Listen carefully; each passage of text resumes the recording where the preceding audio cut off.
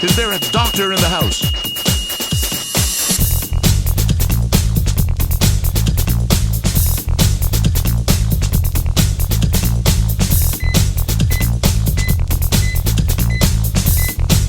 Doctor, you have a visitor in the main lobby.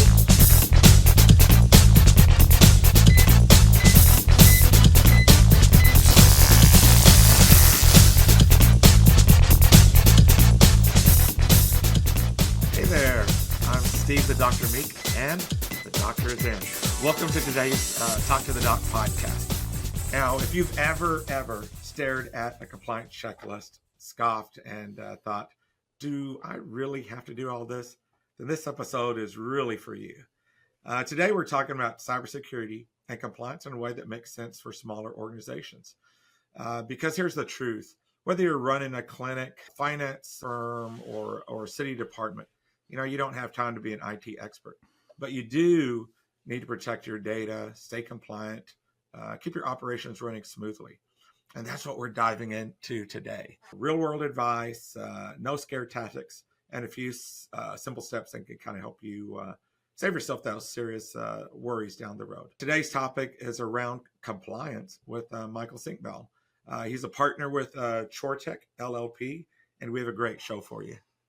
Now, as a partner, if I got this correctly, you're also head of the managed services provider practice with ChoreTech. Yep, and that's my area. Mm-hmm. Okay. Now, where are you guys based out of? Waukesha, Wisconsin, suburban Milwaukee. Oh, nice. Yeah. And about how long have you guys been around?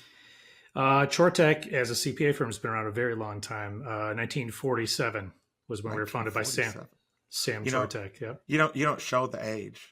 Yeah. I'm actually joined up 25 plus years ago. So it's the entire duration of the IT services that we've offered. We started offering them as a CPA firm because we saw our clients needing it, and they needed help with the complex aspects of accounting for running their business. And IT was becoming a necessity for running all businesses these days too in the 90s. Gotcha. Let's go ahead and dive right into it. I started all of these episodes off, just trying to get the vital statistics on things. And so first thing I typically ask is kind of give me the pulse. In your head, what's the current state of the compliance market? From my perspective, and I'm serving small and medium businesses, smallest customers are going to be in the 10-ish. I think I have as small as 10, and then as much as 200 employees. So in that space, they're much more aware now than they have been prior years about compliance. What is it? Usually small businesses didn't have much to worry about in compliance, but now they're getting familiar with holding themselves accountable for certain compliance to their own policies and procedures. And then in some cases, they're actually regulated. So it just depends on the industry. So we serve a variety of industries, and obviously certain industries are heavily regulated. And sure. Compliance is just a natural thing for them. Now, is there a common particular area of compliance that you feel that smaller organizations struggle with the most or need the most help with? Yeah, I think I found it most useful to bring up the concept of compliance to folks who aren't actually required to be compliant with anything, because they're just asking, hey, how can we be safer? And we just know that threats are increasingly serious out there for everybody. They finally got convinced because a friend of theirs' business got hacked or something like that, or the news finally convinced them that the bad guys don't care who you are. So they just care where the money is. And so compliance is a great tool to use to have a standard and have a framework to follow, have a checklist, for lack of a better word. And it goes both ways, your own compliance, but then also holding some of your vendors accountable for making sure that they are protecting you as well. Now, I heard you say that one of the challenges is the organizations who aren't necessarily bound by compliance today, but are trying to figure out how to get started. What's your advice to them? What do you talk to them about how do you get a little bit more compliant if there's not a specific compliancy for you? Yeah, if you're not required. Yeah, I would say you need to find an expert like the doctor to bounce your scenario off of. And so that's what our clients do as well. They, depending on their industry, depending on who their target prospect customer is going to be, depending on what they might be held accountable for as far as required legal compliance, especially folks in manufacturing. We have a lot of manufacturing around Wisconsin. They are most of them are aware of and gearing up for compliance with one standard that the Department of Defense is really pushing and saying to everybody, hey, if you're a supplier to the Department of Defense, you're going to be held accountable for the CMMC standards. So that's a great one to pick if you're in a manufacturing industry and want to be ready to go after that market. Absolutely. Definitely. CMMC is getting more pervasive. I know they made some recent adjustments to things, but here in Texas as well, I'm sure everywhere where you've got federal manufacturing, that's top of mind for people getting themselves ready. Now, what about the heart rate? What would be your, what performance metric is speaking to you right now in the world of compliance? Well, I'd say you talked about compliance checklists. Those are something that any business is going to experience when they go through an underwriting process, just for getting insurance. So kind of view that as a compliance process. You need to be compliant with their standards in order to get the insurance coverage. And I mentioned compliance for your vendors. You should have a checklist of what you want your vendors to say that they're doing with your data and how they're keeping you safe and lower your business risk as well. So I'd say as far as heart rate goes or other KPIs, blood pressure definitely goes up.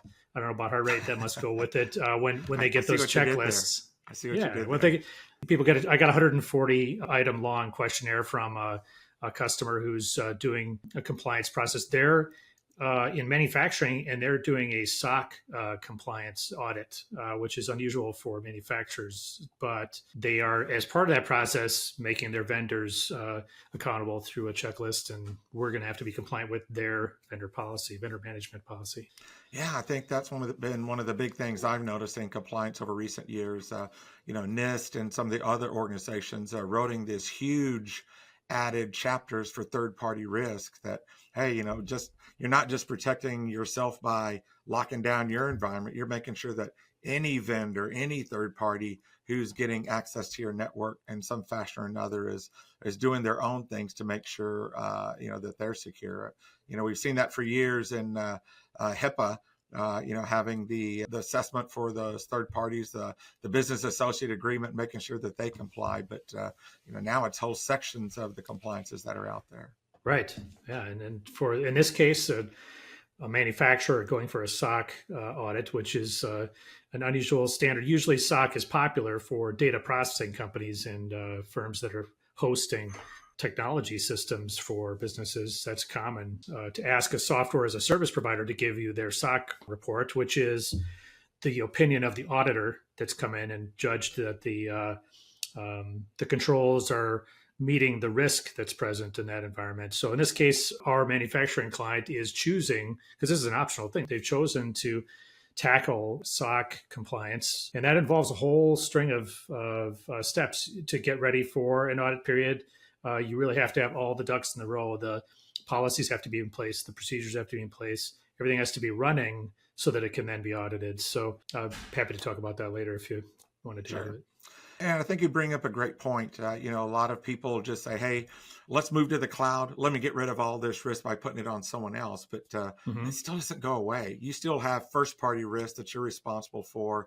Yes, that vendor has third-party risk, but I think sometimes in the move to the cloud, nobody really talks about the fact that, hey, we still have risk, you have risk, we still have to bridge the gap. As the data owner, as the organization whose data is being protected, we have to do our due diligence on every provider out there. Not Microsoft included. There's things you have to do in regards to Microsoft as well. I was just to say, SOC compliance is kind of a gold standard because the organization that's going for SOC has to opt into it, and then also has a pretty big burden for getting ready for being audited. And then the auditor is putting their reputation, both organizations put their reputation on the line. But now this customer of ours is going to take that to market. They're doing this because one of their customers had some personally identifiable information they were entrusting to our client. And so that's actually a very big leap for a company like that to say, I want a SOC audit of your environment just because we're giving you a little bit of information that's identifiable. However, now with that significant expense in time and money, now our client can go and say, hey, we're one of the few in our industry that has SOC audited environment. So come to us if you want your data to be safe. That's great. I love it when organizations like that take what could potentially be a threat, and instead of freaking out about it, they see the opportunity to embrace it, to lean into it, and put their own focus on, hey, bad things are happening out there. Let's make this part of our business strategy as we move to the next level. Yeah. That's great. My last vital, I consider weight. Weight is, to me, weight's a strategy. So what's the strategy around compliance that you think leaders should think about? Well, definitely look down the road towards where you want to be and what differentiation compliance is going to bring you. So if you're forced by a customer to be compliant with a certain standard, that's a whole different ballgame. Than planning ahead. You can lower your costs of passing or certain compliance standards by gradually phasing into it instead of just lumping all that cost in one year's expenses. And so I'd say that also if there's market opportunity by you being different than your peers, by just doing a little bit extra, choosing a little tougher standard. There's all kinds of acronyms about standards out there. As I was talking before, get an expert involved, have them cater to your business and decide maybe CMMC is best for you. If you're never going to be selling to Department of Defense, maybe the NIST and Cybersecurity framework, the CSF standard is good enough for you. Maybe even some of the others, even quote unquote easier ones, would be fine for you. Just doing something is helpful. Just hoping is not enough. I think just the financial impact. I mean, you can go out there, you can't fling a dead cat without hitting some sort of estimate on how much it causes an SMB to handle their compliance or to deal with some sort of issue. And to me, it's not just that there's a ding to your wallet. I mean, for a smaller organization, it's a knockout punch. It can, small organizations just can't handle or absorb that kind of hit. And, there's all kinds of conversation that, everybody is going to be hit with something at some point. But it's how you minimize a risk when something happens that you're really after. Yeah, the trends are irrefutable. You and I being in the industry, we see it firsthand that it's an industrial scale now of the fraudsters out there that are globally available. They are all working on this. It's organized crime. So as they've always said, the bad guys just need to be right one time to get in and get your money. And us good guys and gals have to be right all the time to keep the bad ones out. Absolutely. So for me, I always like to think of any kind of technology offering or service as a checklist of things. Help set the stage for me. Get us started down the path to compliance. What do you talk about first with your clients when you engage with them about compliance? It kind of revolves around, you should pick a standard. You don't want to just conglomerate the list on your own or just ask ChatGPT to make one for you. You want to pick a standard. They're called standards for a reason. A lot of thought has gone into them.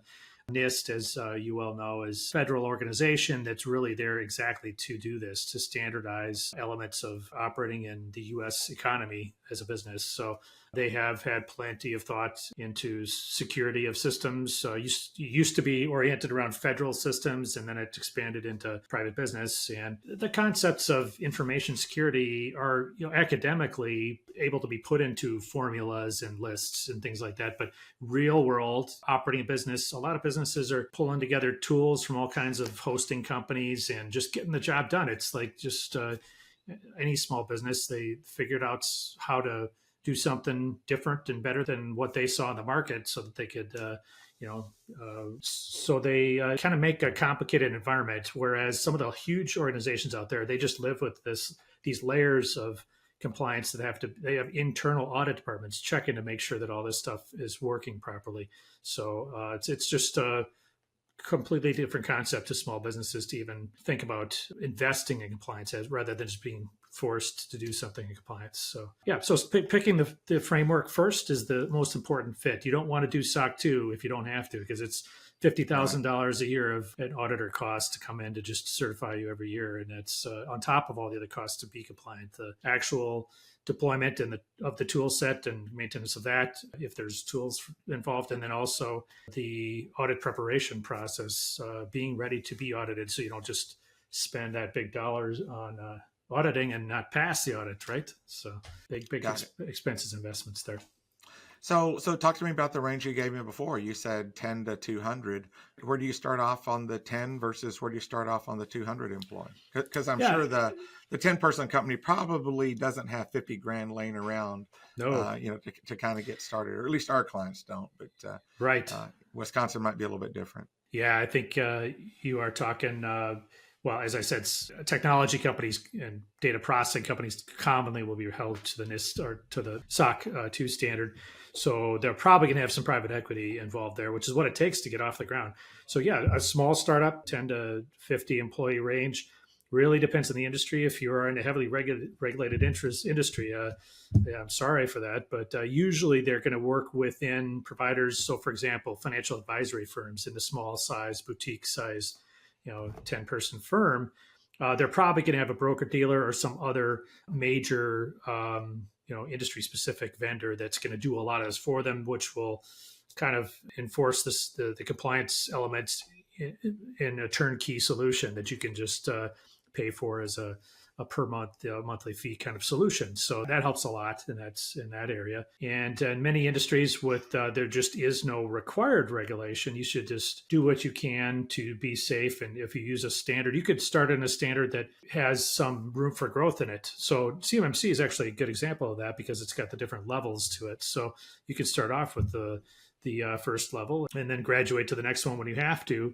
Of course, if you're selling to the Department of Defense, you better go quickly because you're supposed to be compliant already. Well, just for our audience, just so they get a little bit of a taste of it, let's say they're starting off on level 1 and, maybe even think about one of your small clients that was getting started. What was kind of for your interaction with the key executive, what was the brush your teeth of compliance with them? Where did you start off with them in that compliance journey? Well, commonly the managed service provider business that we're in at least provides a floor of at least you have these tools to start with. So I've often drawn just a curve of diminishing returns to explain that there's some very basics you just got to have out of the gate, and things get more and more complicated from there. Eventually, you're spending a whole lot to just move a little bit up the curve. But my first bullet point always on any sort of list would be a business class backup. So, it's an old school concept, should be as old as computers, but I still run into it all the time where data backup solutions are not safe enough or don't consider the fact that you have systems that are still maybe on premise or hosted, and then there's all these different clouds. So don't forget to back up your Microsoft cloud. Don't forget to drink your Ovaltine, right? I just sound like a old-timey commercial. So you got to back up Microsoft. So. Well, we do have an old-timey look to us, so that would totally fit with fit to the situation. Sure. Well, it would be funny if it wasn't so sad that we still bump into it all the time of maybe the one internal IT person says, yeah, it's fine, and the backup isn't fine. So we get to clean up the mess in those cases. That's why it's rewarding to go in, and maybe there was a close call, maybe there was some downtime, maybe, heaven forbid, they paid a ransom for ransomware attack. That's an opportunity for us to come in and say, all right, let's start over. Just going to go all the way up the curve to the sweet spot, at least from our perspective, have a conversation about those couple extra things you could do. But the tool sets are changing, so the things in the sweet spot of the curve are much more advanced than the days of early IT 20 years ago. Antivirus matching threats to a known list of viruses, that day is long gone. So we're now into the catching the bad behavior that sort of seems like it's a bad actor that shouldn't be on your computer, and then stopping that. So that's advanced concepts just weren't possible 10, 20 years ago. Yeah, I think that's a great starting point for things. We just talked about how everybody's going to have something happen at some point, and it's not because they're doing anything wrong. Right. Every security protection tool at some point is going to fail. And, I think if something's going to fail at some point, then you want to try and figure out what to do next. And the next is making sure you've got good backups that are kind of protecting you against when those situations happen. Someone's going to get in and a tool is going to fail. And then ultimately insurance to finally transfer the risk at the end of the day. So you got to have all those layers of defense and come to grips with the fact that everyone is a target and odds of getting hacked are just as high as they have ever been. Now, you mentioned that when you explain this to your executive clients that you utilize a curve. Why do you use a curve to kind of explain this to them?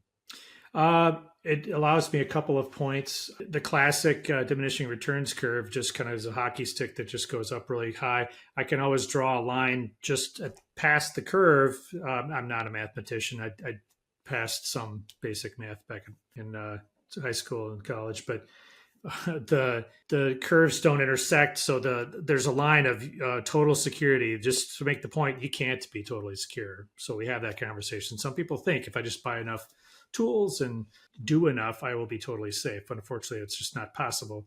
If you're connected to the internet, there is risk. And these days, to run a business, you have to be connected to the internet for something. So the concept that as you go further and further, you got your basics and your medium kind of and more advanced tools. At some point, there's some rocket science kind of tools out there that are available. And for a 10-person environment is a full-time 24/7 security operations center as a service necessary? Depends on what do you think your risk is, really. Sure. So those things add up to the point where you start getting into the multiples of monthly operational costs higher up the curve. So data loss prevention is also a complicated concept, very sticky, depends on the kind of data you have. If you have one simple pile of data, it's a little easier. If you have, like many businesses, all kinds of data types coming and going, and 3 or 4 cloud providers that are touching your systems and your data and are all integrated together, it's very expensive to watch all those flows and detect and stop and respond to data that shouldn't be going where it's going. I like your concept of the curve. It's kind of matching up the fiscal elements that an organization has to figure out that they don't have an unlimited budget. They know they've got to invest. They know that things are going to happen, but trying to prioritize those higher ROI security investments along the way. You'll get some beginner stuff with any MSP or any internal IT support team that you have, but you're always kind of trying to figure out that what's the new security thing we're going to implement this month or this quarter to kind of keep us inching up that security curve. Mm-hmm. Yeah, one of the later examples recently is the debate about, multi-factor authentication. I think everybody finally knows you should have more than just your username and password to protect all your accounts. You should have something that you have. So the app that beeps at you on your phone to check it's really you. But then the next debate now, very low cost, but high irritation apparently to users, is the verified multi-factor authentication. So it gives you a code. You don't just hit OK. You take the code that shows up and feed it back into Outlook or whatever app is requiring the MFA. So that takes another huge step forward in security because the device that's initiating the request for MFA is the one that then receives the code that's unique and is put in physical. So the bad guy across the ocean who tricks you or spams you into finally clicking OK on your MFA when you shouldn't is not going to be putting the code back into your computer if you're the one that initiated it. So so it's just cat and mouse game, classic definition. Yeah, and I think one of the things I see a lot of times on cyber insurance forums is it'll just ask the question, do you have MFA? And I think for me, at least in our engagements, I find that kind of a tough question for some of our clients because they might have MFA on their Office 365, but not on their network, or maybe not on their core app that's in the cloud, or maybe not the their log. 20, login. The 20 things that are in the cloud. And so I always try to advise them that if you get that question, do you have MFA? You can answer yes on our Microsoft, but we also have these other applications. To me, the cyber insurance form is designed for the provider to be able to deny you things. So you need to sometimes provide more information than they're asking to be very clear about those things. I've seen more modern questionnaires from vendors or insurance providers asking, do you have multi-factor authentication turned on every system that can have it? And that's great, but also a good point you make there. Just this last week, I bumped into a client system. It was a software as a service system who has multi-factor on. Well, their multi-factor was username and password, and then an email that comes back to you with a code. Okay, so technically that's better than nothing, but I mean it's the same mailbox that they can use to reset the password that gets the MFA.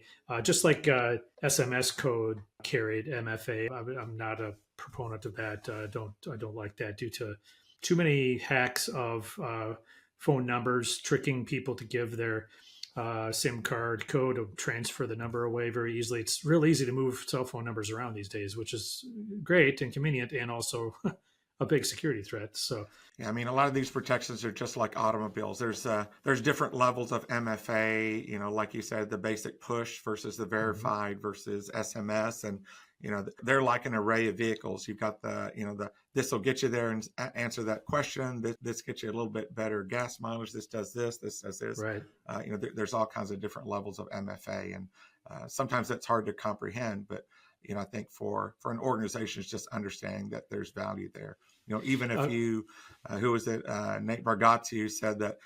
He talks about how bad he was at math, that his book just said math on it and didn't say anything else. But, I think that for any executive, the takeaway is knowing that there are different levels of MFA and different areas where MFA fits, and trying to make sure it's more than just answer the question, did I get it in one spot, but is it across our most important locations of apps and data?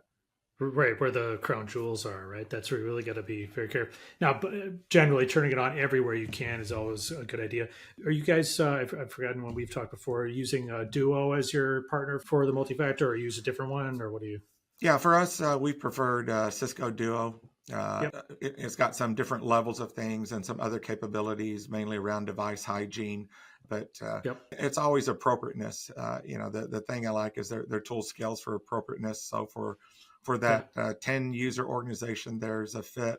And then for that 200 user organization that has maybe some more requirements, it has some fit there as well. And, I like the fact that us outsourced IT providers can really compartmentalize the identity function into that tool. So if you can, you integrate Duo as the MFA tool that's deployed for XYZ systems, because it is standardized enough.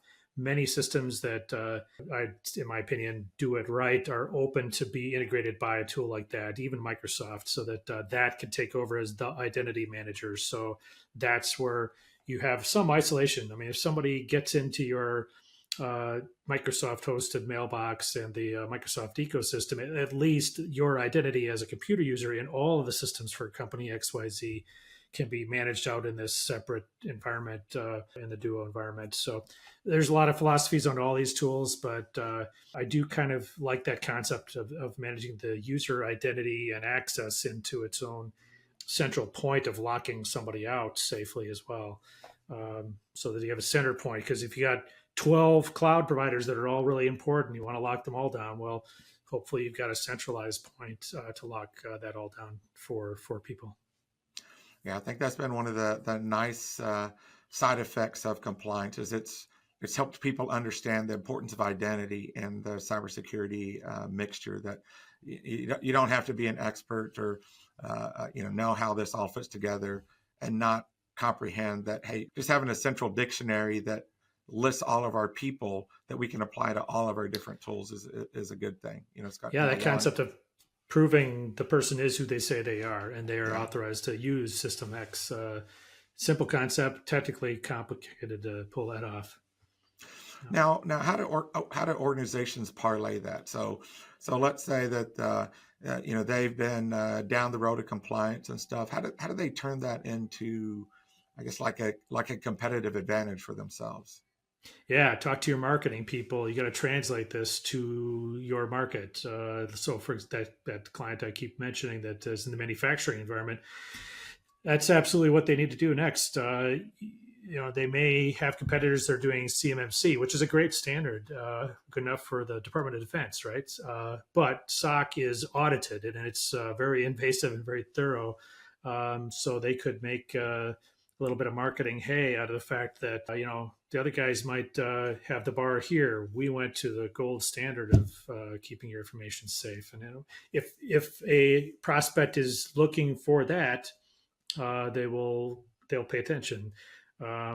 If they're not, then it's not a big deal. But especially if you're doing a bake off against the other competition, and your price is similar, your capabilities are similar, your turnaround, all that stuff.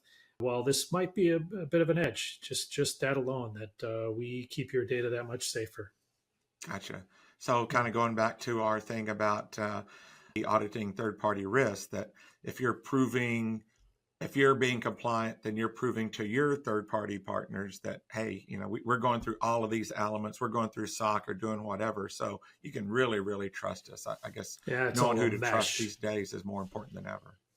Mm-hmm. Yeah, it's kind of a network at the end of the day, I suppose, of folks that care about security and folks that are a little bit, thinking it's just another cost. And that mentality of, is the IT running? Well, then it's okay. That us IT folks know that's not always the case. That you may not know what you don't know, and an audit helps. But even then, there's still risk. Again, you're connected to systems. It's possible for users to have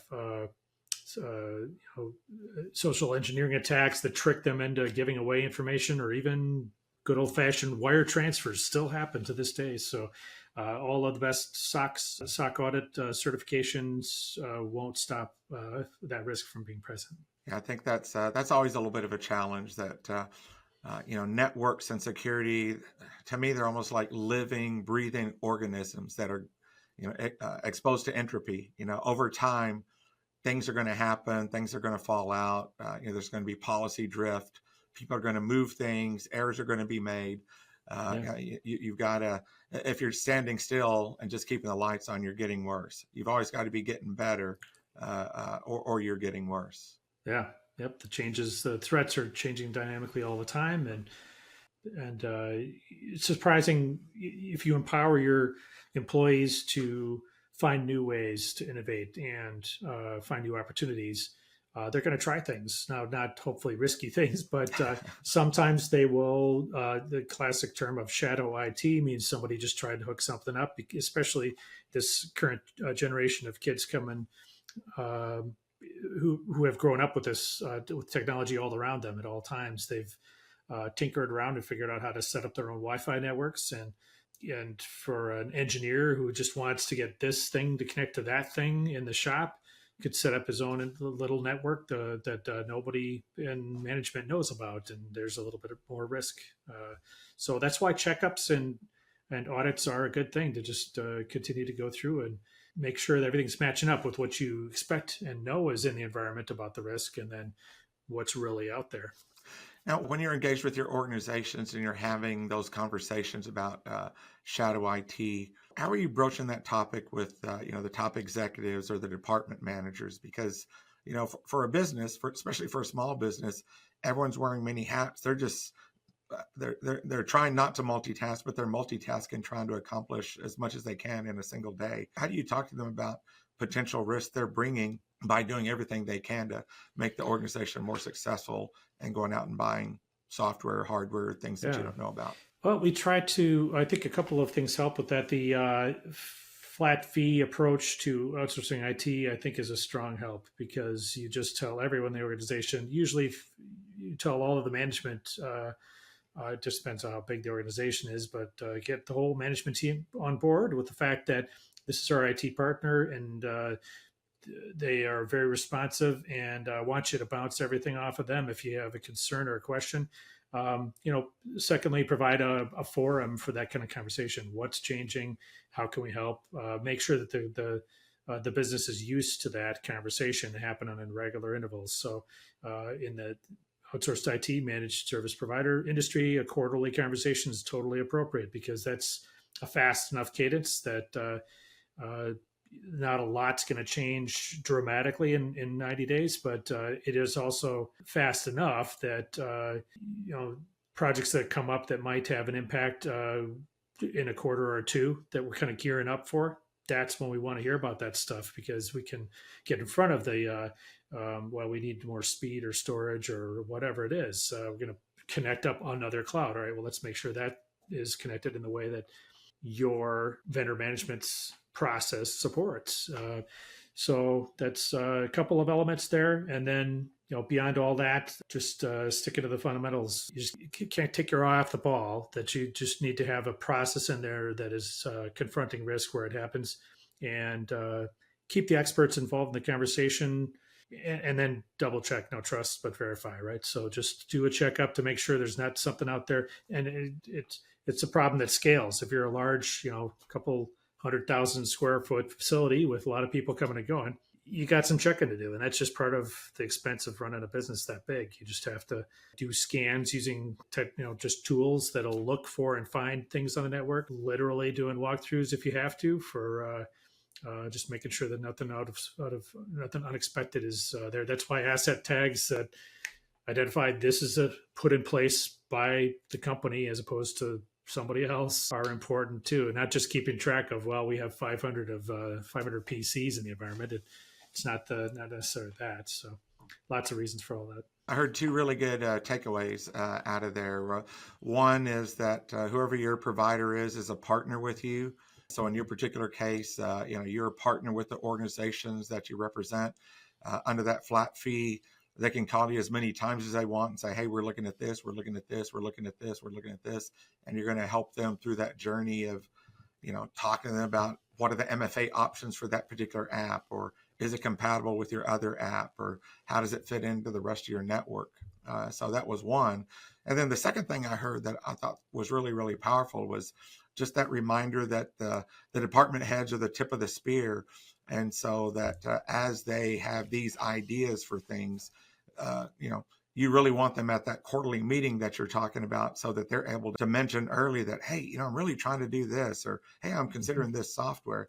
So you can kind of help them vet and do that third-party risk assessment of the technology or of the tool, or, kind of helping them through that process. So then it's a win-win when you get it in, and all of a sudden that tool isn't just helping them, but helping other people in the organization. Yeah, I'd say you can set your culture up for success in this as a top leader of a company or even middle management. And that is not just stomping on everything and saying no by default on everything, but encouraging innovation and new ideas and providing support. And, sometimes the innocent idea may come up with way too expensive cost to implement, but at least you had the conversation, and the people who brought up the idea could be invited to talk about it and feel good that it was really truly considered, as opposed to the knee jerk of it's just not the budget or no, and being the default. So I think, and also just relates to also good old cybersecurity hygiene of slowing down enough to be safe. So yes, Sure. Going faster and more efficient is super important, but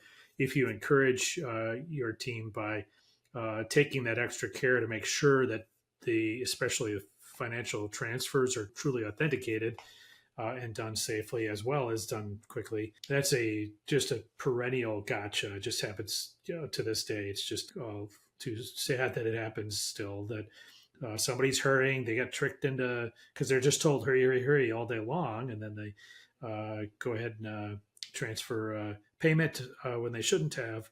We also have an outsourced accounting team at ShoreTech for that very reason. Gotcha. It's just complicated to do accounting right, number one, but to also to have the right controls. And then ultimately at the end of the day, actually you get usable information out of all this data that's flying around. So that's a specialty that ShoreTech has, really deep expertise, especially in manufacturing accounting process. Sure. Well, that makes total sense.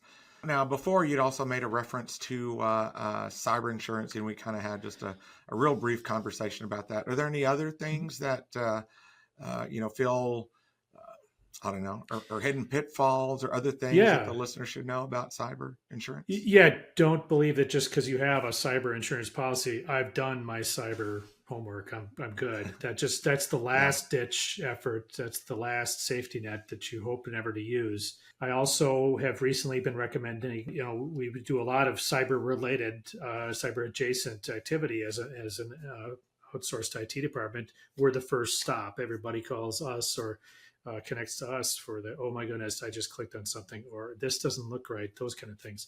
So we recommended our clients line up with a true forensic incident response firm as their go-to We have a real nice firm locally that we like to work with that I do recommend you talk to your insurance provider if you see an incident happening, but also in the recent case, it's going to take 2 to 4 days for them to roll their troops, and they have a giant process that they're going to it's like running into the ER. They're going to check everything from top to bottom because they don't know what they're dealing with. Whereas somebody you've had a conversation ahead of time with, kind of what's the nature of your business? What are we going to call you for? Like mailbox compromise is unfortunately being common these days. Having a lightweight and agile and local firm that could come in and at least do a triage of, and I keep using medical term, just see how bad is it here? Because I get asked that question. And well, you are in the doctor's office, so that's completely That's accepted. right. I hate to give the answer, but my clients will ask, am I okay? After we've responded to a mailbox compromise, we've done these things, and that's all I can tell you. If you want a forensic firm to come in, they can tell you more about how okay you are, but ultimately there was an incident. So everything wasn't just fine. Was it a heart attack or was it just a skinned knee? I just can only tell you we've checked these things and things look like there's no more threat or bad actor in there anymore. But what did they do? How did they get in? How long have they been there? What data did they take? What have they done while they were there? Speed is certainly important. If you notice that you clicked the clicking multi-factor when you didn't initiate it and you called us immediately, chances are probably that there's nothing really to be worried about. But it's always helpful to have a specialist who comes in, who digs deep into those logs and logs in and, as a global administrator, prearranged carefully to come in there to check everything over and can tell you a lot more about what didn't happen, which is pretty reassuring in a situation like that.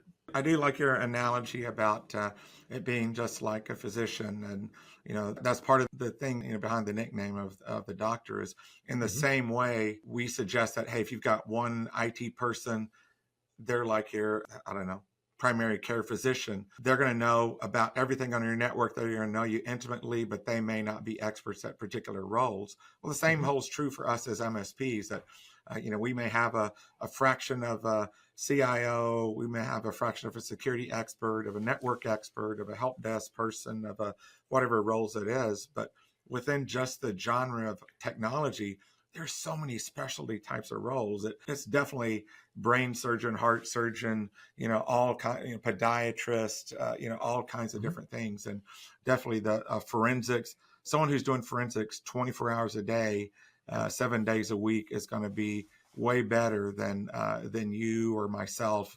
Kind of trying to handle the security side of things, or look at an overarching strategy for cybersecurity.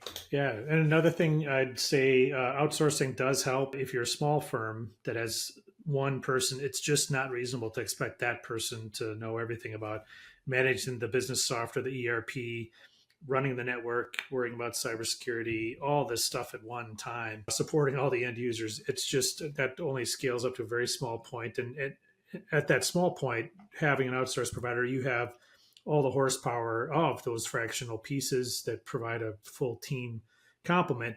And then you still have that higher level of care out there. I guess I'd liken it to some companies in the old days that the company nurse was available as a resource.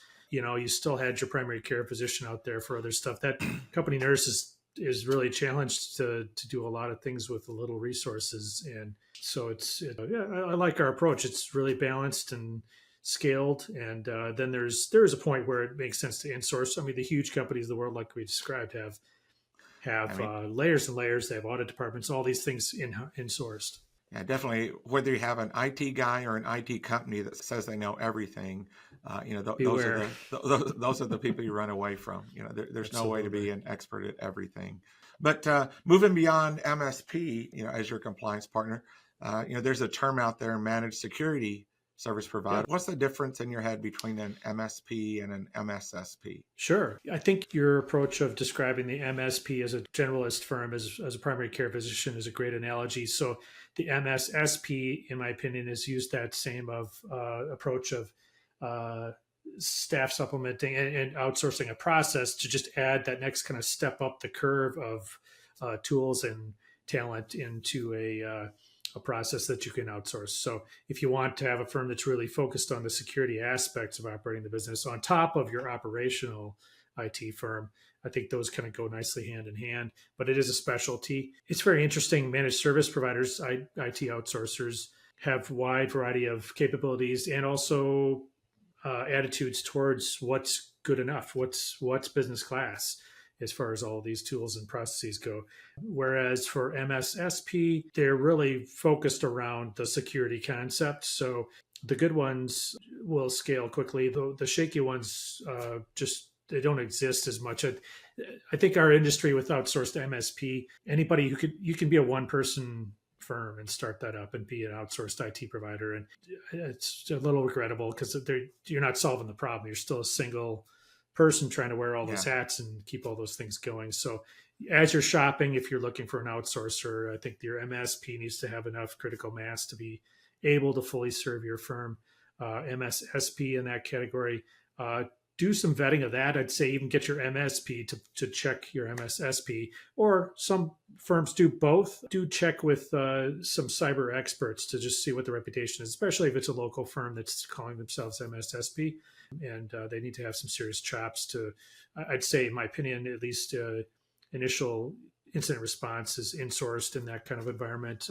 The higher level tools are built in and available there. Then when you're referred out to an expert in that scenario, that's should be far fewer instances of that when you're working with an MSSP. Yeah, for some of those smaller shops, I'm sure that their cybersecurity efforts are a little bit like, probably a little bit like flossing.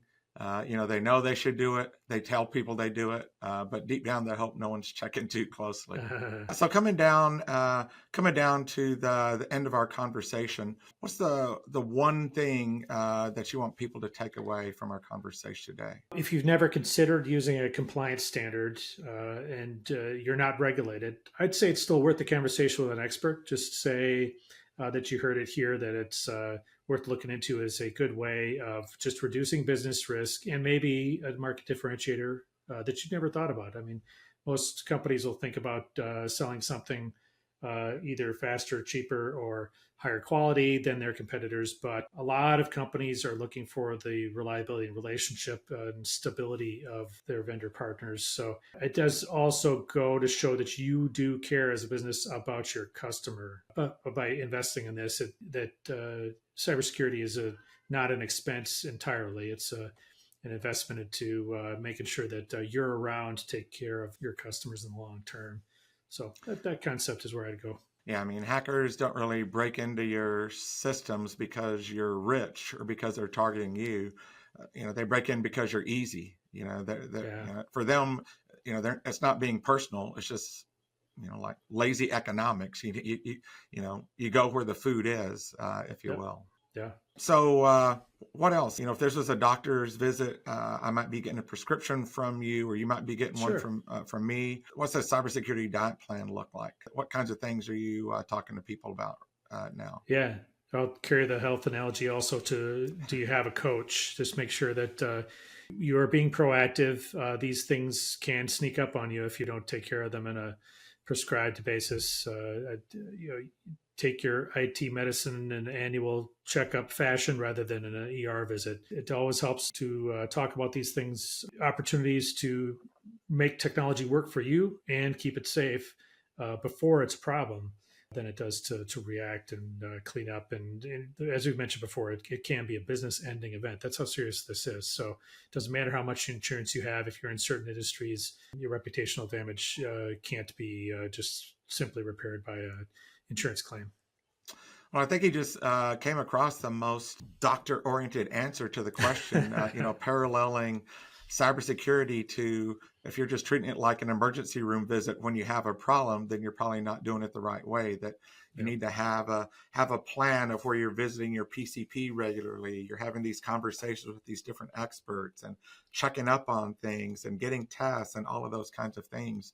I think if we've seen one thing, or if we've dealt with one thing over time, is that if you're trusting your healthcare to only go into the emergency room when you're sick, then you're probably not leading the best life that you could. You're probably making things harder on yourself and creating these emergencies where you probably have to show up, and drop what you're doing and go in all the time for these things that are going on. Yep. Good way of putting it. Flossing and a little bit of exercise and healthy diet goes a long way. So, well, awesome. I guess from here, where can, if people want to reach out to you and talk to you a little bit more or find out about you, how can they get a hold of you?